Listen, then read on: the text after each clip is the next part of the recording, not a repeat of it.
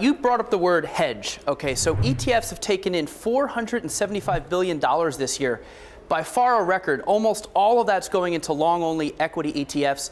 Only 1% of that number is into ETFs that are popular hedges. So nobody's really hedging. Let's look at the VIX ETFs. These are popular ways to hedge. They've only taken in $1.2 billion. It's not awful, but the good thing about VIX is when the market goes down, these things spike up more than anything. The bad news is the roll cost will cost you. So they're expensive hedges. Not a lot of people going in there. Let's look at gold. Gold is another popular hedge, although it's not inversely correlated. It's only got no correlation, so it kind of does what it does. In 2008, gold was only up 3%. But still, people like it as a hedge. And you go here, gold flow is not great, only about $2 billion. GLD alone has taken in $10 billion in a year once. So this isn't that much hedging with GLD or gold ETFs. And then finally, long-dated treasuries are another popular hedge. Long-dated treasuries went up 33% in 2008, so they would have offset your losses in the stock market. You do see more flows here overall this year, $2.5 billion. That's pretty good. I think some of this is around rates and getting yield out of this, but mostly I think there are some hedging going on here, if anything. But again, Julie, 1% of that $475 billion is into stuff people use to hedge. People are just clearly not that worried. I mean, when you have a year when you just bought stocks and rode them higher, there's less of that appetite for a hedge. Thanks so much, Eric. And let's now bring in John Davi to the conversation. He's founder and CIO of Astoria Portfolio Advisors, which has nearly 20 years of experience spanning across macro ETF strategy, quantitative research, and equity derivatives. Thanks for coming in, John. So Eric was just looking at hedging, and you say that we are going to see an uptick in these kinds of strategies going into next year. As he just pointed out, there wasn't much appetite for it last year. What do you think is going to change, and what do you think will change people's perceptions that they're going to need to hedge more? Sure.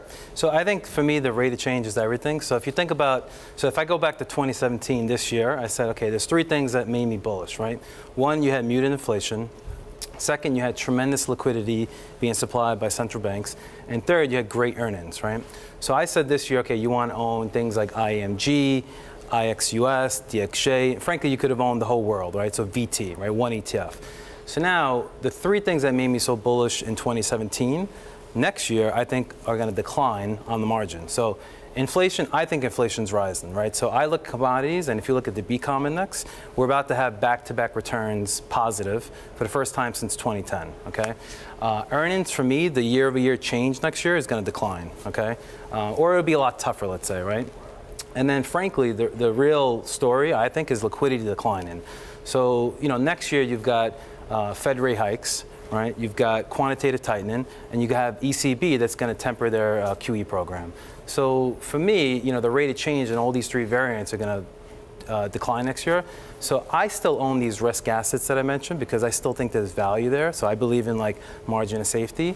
I just want to own other assets that are uncorrelated, that diversify the portfolio, and frankly that carry well. So we have three different options. We have gold, long duration, and we have a liquid alt strategy as well. Let's talk about that liquid alt strategy, right? So that's not what most people think of as a hedge, but it is an alt, right? QAI is the ticker you picked on here. That's the Index IQ hedge fund ETF. It's a macro strategy, right? Yep. My one thing about this one, I just want to get your take on it, is it is more correlated to the market than a typical hedge. It's got about a 67% correlation to stocks. Is that enough to act as a hedge when things get tough? So I look at the downside capture ratio. So if you look at the 10 worst months for the S&P 500 since 2009, when the index was created, that index was down 17%, right, compared to the S&P in those 10 collective months, which were down 54%. So the downside capture ratio is 30%. So for me, that's good enough. And I like that it's big, it's liquid, it's cheap, it's rules-based, systematic. So it checks a lot of boxes for us. Oh, one of the continuing trends that we could see next year is the yield curve flattening, which certainly has been a characteristic of this year. And you're looking potentially at the banks as a way to hedge against that. Although one would think in a flat curve environment that would not be good for profit margins at the bank. So I'm curious why you're looking at that one. Yeah, I think, late cycle, this concept of late cycle, where we are in the cycle, and then this concept of like yield curve flattening beneficiaries. People are mixing them together, but for me, I just think banks are cheap. They give you that margin of safety. So we like that, along with things like XLE, energy, along with global equities, where we think there's a lot of value. And I should mention, by the way, KBWB is the ETF that you're looking at. Correct. For the KBWB, yeah. the big money centers. Right. Now let's talk about value, the other value, right? You put some tickers in here. We had Wes Gray on a couple weeks ago. He has IVAL and IMOM. Now he's hardcore factor. IVAL, I think, has a PE of 11.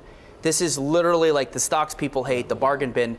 Most advisors are scared of this stuff. They want more beta. You're picking it.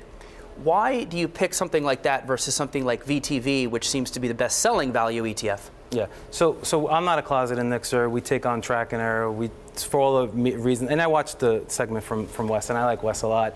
But look, at the end of the day, I think international equities have a lot of discount. They have a margin of safety. So if you want to have a concentrated portfolio to try and add alpha to the portfolio, like I prefer that versus something that's just hugging the benchmark. So, and as a principle, like engraved in my DNA is this margin of safety. So we like value, and then we like also mix in value momentum. They kind of play well together in a portfolio. This negative correlation. And then separately from that, we've taken on the international size factor this year. So we've used VSS, which, if you think about international small cap stocks, like they actually have lower volatility, lower beta than large cap. So it's the exact opposite of what you see here in the US with Russell 2 and S&P. So, think about it, right? We had tremendous liquidity this year. So what's the one asset class that's going to benefit from liquidity? It's small caps. And then the international side, because of its variant factor and sector exposure, it just fits well in the portfolio.